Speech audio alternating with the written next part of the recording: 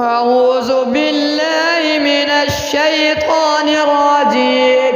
بسم الله الرحمن الرحيم. إذا زلزلت الأرض